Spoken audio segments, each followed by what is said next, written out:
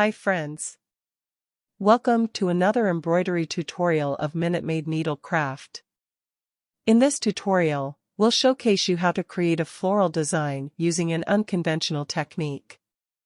These kind of techniques makes the embroidery process easier, more efficient, or allows you to achieve certain effects. So without waiting further, let's start stitching.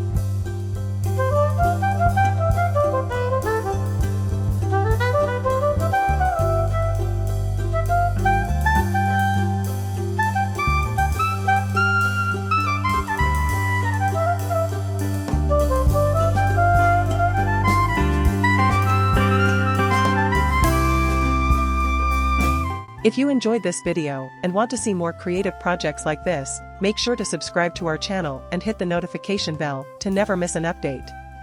Thank you for watching. Stay tuned for our next video. Until then, happy crafting!